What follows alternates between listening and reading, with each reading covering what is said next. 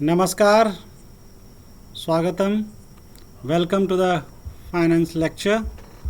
And today we are going to discuss factors affecting working capital. कार्यशील पूंजी को प्रभावित करने वाले कारक आज का टॉपिक है। सबसे पहले हम ये समझते हैं कि वर्किंग कैपिटल है क्या, कार्यशील पूंजी है क्या। So there are two concepts. First is gross working capital, सकल कार्यशील पूंजी. So gross working capital means total current assets. And the second concept is net working capital, which is equal to current assets minus current liabilities, or we can say that it is difference between current assets and current liabilities. Net working capital को हिंदी में निवल कार्यशील पूंजी भी कहते हैं, जो चालू परिसंपत्ति और चालू दायित्व का अंतर होता है। Now the question arises, what is current assets? So current assets are those assets which are converted into cash within a short period of time not exceeding 1 year. मतलब ऐसी परिसंपत्ति जिनको 1 साल की अवधि के अंदर हम कैश में परिवर्तित कर सकते हैं, नगद में परिवर्तित कर सकते हैं, तो वैसे परिसंपत्ति को चालू परिसंपत्ति, करंट एसेट्स कहते हैं। इसमें एग्जाम्पल है cash balance, debtor, bills receivable, stock accrued income et cetera. So these are the examples. Now the question arise, what is current liabilities? Current liabilities means those liabilities which have to be paid within a short period of time, in no case exceeding 1 year. यानी कि current liability एक ऐसी liability है जिनका payment 1 साल के अंदर कर दिया जाता है, जैसे creditors, bills payable, outstanding expenses, short term loans etcetera. तो हमने इस स्लाइड में ये समझा कि वर्किंग कैपिटल के 2 कंसेप्ट हैं, बट उस 2 कंसेप्ट को समझने के लिए ज़रूरी था कि हम करंट एसेट्स को समझ लें और करंट लायबिलिटीज़ को समझ लें। क्योंकि हम ग्रॉस वर्किंग कैपिटल की बात करें तो भी gross working capital means total of current assets, and net working capital means difference between current assets and current liabilities. So if we know what is current assets and current liabilities, we can easily say what is gross working capital and what is net working capital. Now, on the basis of need, working capital is classified into 2 types. ज़रूरत के हिसाब से देखें तो कार्यशील पूंजी के 2 प्रकार होते हैं।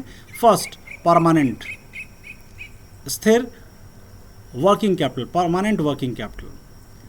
So the amount needed to maintain current assets on a certain minimum level is called permanent working capital. It is financed from long-term sources of finance such as share capital, debenture. मतलब एक ऐसी कार्यशील पूंजी जो कम से कम एक न्यूनतम आवश्यकता होती है किसी भी बिजनेस को चलाने के लिए, उस कार्यशील पूंजी को स्थिर कार्यशील पूंजी कहते हैं. सेकेंड टाइप है temporary working capital. Any amount over and above the permanent level of working capital is called temporary working capital. It is also called fluctuating or variable working capital. It is required due to seasonal changes. It is financed by short-term sources of finance.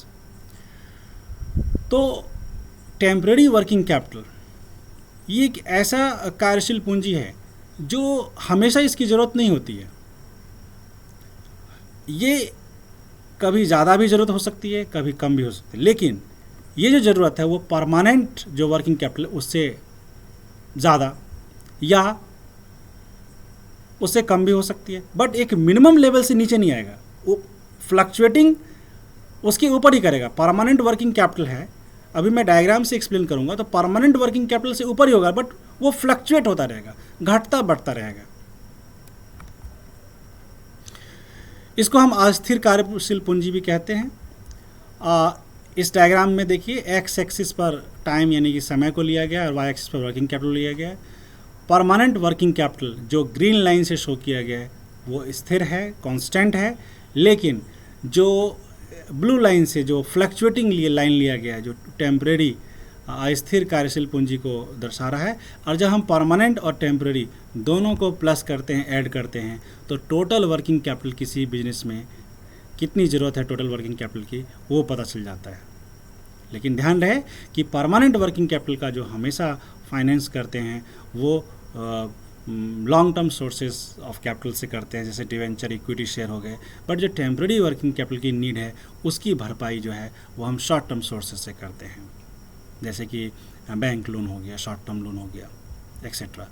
ये भी diagram है जो पिछले diagram से different है। आप गौर से देखेंगे तो पिछले डायग्राम में परमानेंट जो है वो एक कांस्टेंट लाइन है, हॉरिजॉन्टल लाइन है, बट इसमें परमानेंट एक अपवर्ड स्लोपिंग है। कहने का मतलब समय के साथ साथ वर्किंग कैपिटल, जो परमानेंट वर्किंग कैपिटल है, उसकी ज़रूरतें भी बढ़ती है। जैसे 1980 में जो वर्किंग कैपिटल चाहिए वो 2000 में डिफरेंट होगा, और 2020 में डिफरेंट होगा, और 2030 में डिफरेंट होगा। कहने का मतलब परमानेंट नीड भी चेंज होता रहता है whenever there is change in inflation, but fluctuating में change at any time, and it is temporary working capital is required which is above the permanent. So permanent is also increasing as the time passes, and as the time passes the temporary working need is also increasing, but in a fluctuating manner.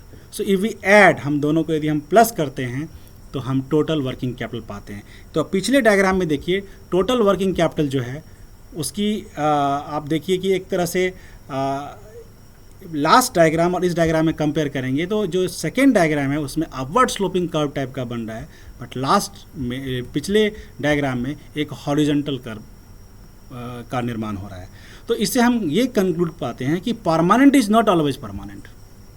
Permanent working capital में also change when the time passes, but it permanent change at a constant rate, therefore it's a straight line. But fluctuating is not required at a constant rate.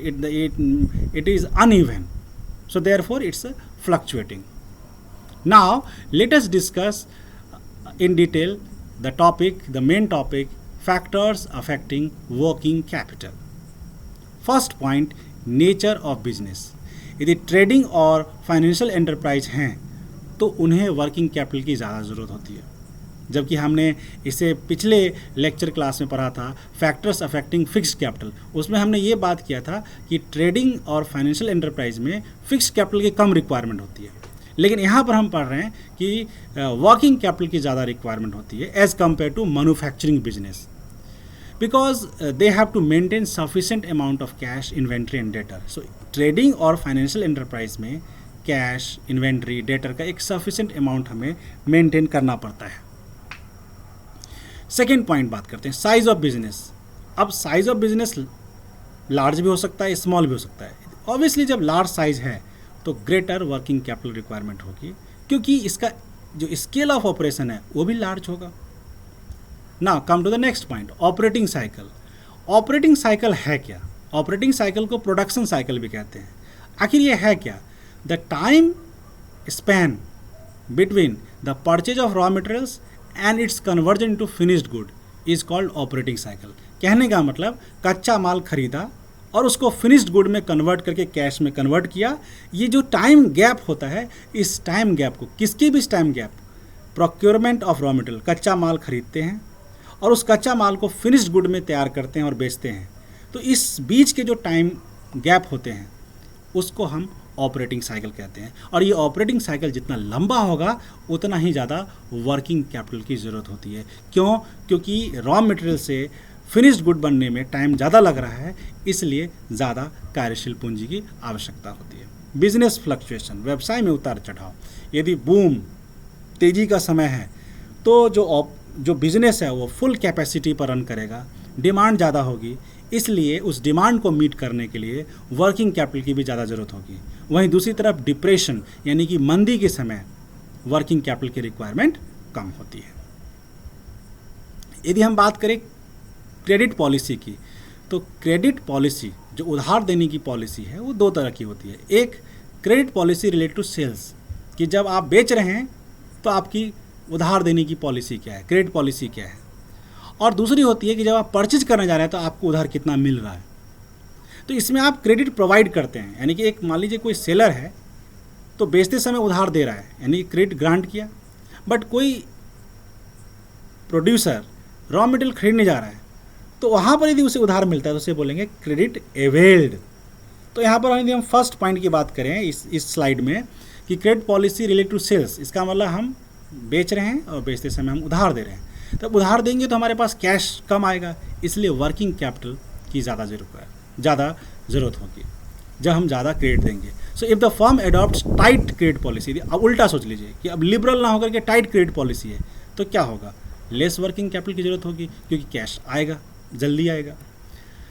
दूसरी बात करते हैं credit policy से related ही कि यदि मान लीजिए हम खरीदने जाते हैं और हमें उधार मिल जाता है, तो जब उधार मिल गया तो हम यानी कि हमारे लिए लिबरल क्रेडिट पॉलिसी हुआ। इस केस में जो वर्किंग कैपिटल रिक्वायरमेंट है वो कम होती है। नेक्स्ट पॉइंट है प्राइस लेवल चेंजेस।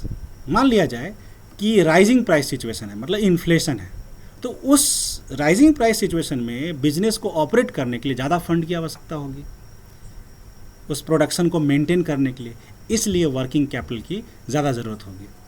और वही जब डिफ्लेशन का टाइम है तो वर्किंग कैपिटल की ज़रूरत कम होगी। नेक्स्ट पॉइंट है level of tax, and taxes have to be paid out of profit. Simple सी बात है कि इनकम टैक्स पे करना है तो प्रॉफिट में से पे करेंगे।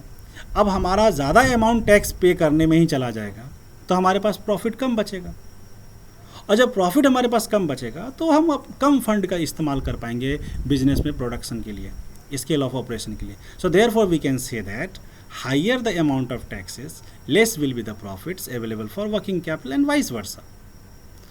तो इस तरह से हमने देखा कि वर्किंग कैपिटल को अफेक्ट करने वाले हमारे पास कई सारे मेन फैक्टर्स हैं। एक बार हम हाइलाइट्स लेते हैं उन मेन फैक्टर्स का। सबसे पहला नेचर ऑफ बिजनेस, दूसरा size of business, third operating cycle, fourth business fluctuation, and the fifth credit policy related to sales, and next credit policy related to purchases, and then price level changes and level of taxes. There are many other factors also, but these are the main factors which can affect the working capital.